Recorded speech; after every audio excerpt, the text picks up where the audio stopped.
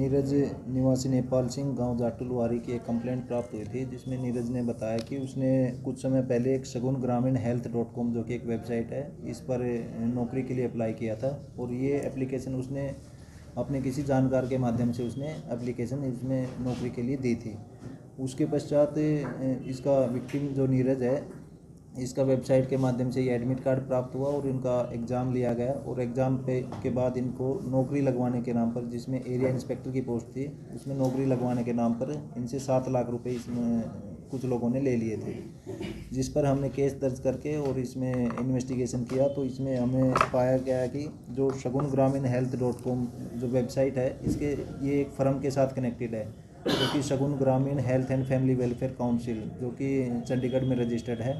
और ये फर्म अपने आप को एक गवर्नमेंट ऑर्गेनाइजेशन की तरह बताकर इसमें अपने आप को रन करती है, जिसमें स्टाफ की भर्ती करती है। और स्टाफ की भर्ती सरकारी नौकरी के नाम पर उनसे अलग अलग लोगों से, अलग अलग दलालों से उसमें सरकारी नौकरी के नाम पर लोगों को लगवाया जाता है और उनसे मोटा पैसा कमाया जाता है। इस फर्म के जो डायरेक्टर हैं रितु और बलजीत, जो कि बड़ेसरा के रहने वाले हैं, ये इसमें डायरेक्टर हैं। इनको हमने 2 मार्च 2025 को हमने इनमें गिरफ़्तार किया और गिरफ़्तार करके इनको हमने माननीय अदालत में पेश किया।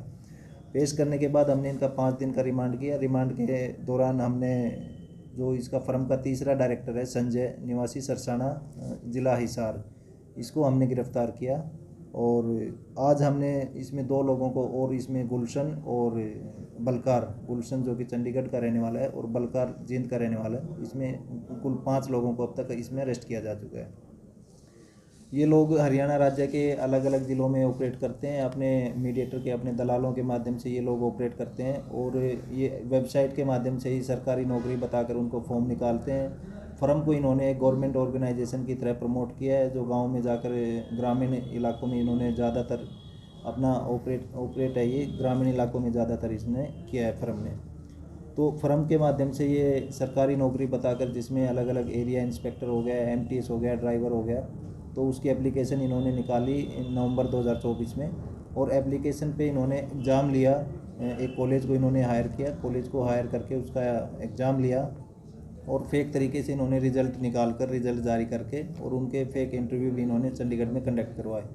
उसके पश्चात जो बच्चे जो सरकारी नौकरी के नाम पर इनके पास आए थे, जो अलग अलग दलालों को पैसे देकर जो बच्चे इनके पास आए थे, उन बच्चों को इन्होंने हरियाणा सरकार की कुछ योजनाएं, जो कि मुख्यमंत्री विवाह शगुन योजना, लड़की सम्मान योजना, मुख्यमंत्री कन्या विवाह योजना, प्रधानमंत्री शादी शगुन योजना, इस तरह की योजनाओं के बारे में उनको ट्रेनिंग दी कि आप गांव-गांव में जाकर इन योजनाओं, अपनी फर्म को इन योजनाओं के साथ जोड़कर उसका प्रचार करें। और इन योजनाओं के नाम पर गाँव में जाकर जो गरीब लोग हैं उनकी पर्ची काटें, ताकि उनसे 2003, किसी से 3000 रुपये, किसी से 2000 रुपये, किसी से 1500 रुपये उनसे गांव-गांव में जाकर कलेक्शन किया जा सके।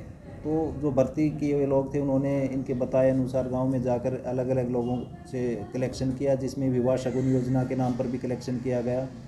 और उसके पश्चात उनको जो लोग ये रजिस्ट्रेशन कराते थे विवाह शगुन योजना के नाम पर, उनको सिर्फ एक स्लिप काट कर दे दी जाती थी, जो स्लिप इनके पास ही रहती थी।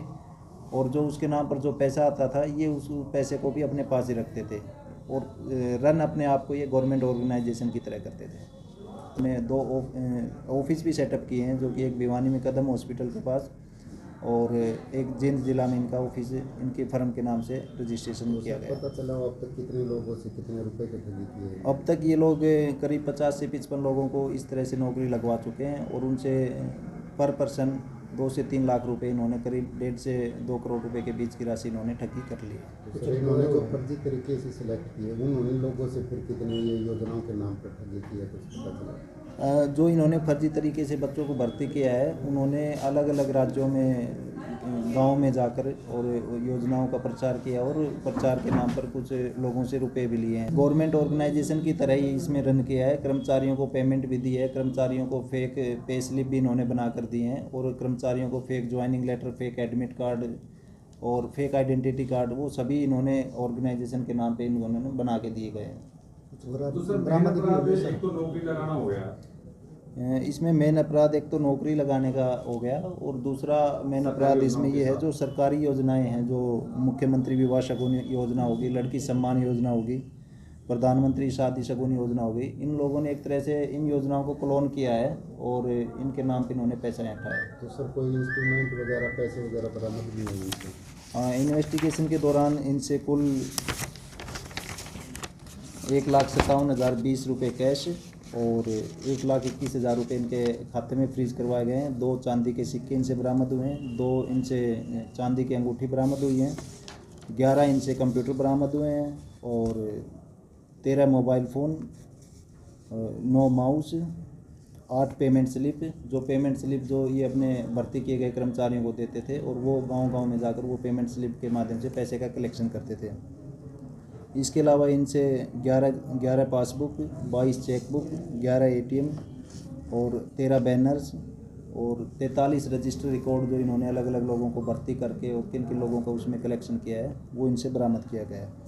इसके अलावा इन्होंने जो कैंडिडेट भर्ती होकर आए हैं उनसे कुछ अंडरटेकिंग फॉर्म और कुछ एफिडेविट भी इन्होंने लिए हैं कि हम इसमें बिना किसी पैसे के इसमें आए हैं, तो वो भी हमने इसमें बरामद किए हैं। तो सर मुख्य आरोपी गिरफ्तार हो चुके हैं या और भी कोई? इसमें मुख्य आरोपी जो बलजीत निवासी बड़ेसरा का रहने वाला है, इसको हमने गिरफ्तार कर लिया है और गिरफ्तारी के दौरान इसमें जो वेबसाइट का संचालन ये जिस लैपटॉप के माध्यम से और जिन कंप्यूटरों के माध्यम से करता था वो भी हमने बरामद कर लिए हैं। सर ये बलजीत और रितु दो को पकड़ा है, तो रितु को इनके फैमिली में है या इसकी वाइफ? नहीं, रितु फैमिली में नहीं है, रितु इसके गाँव की रहने वाली है।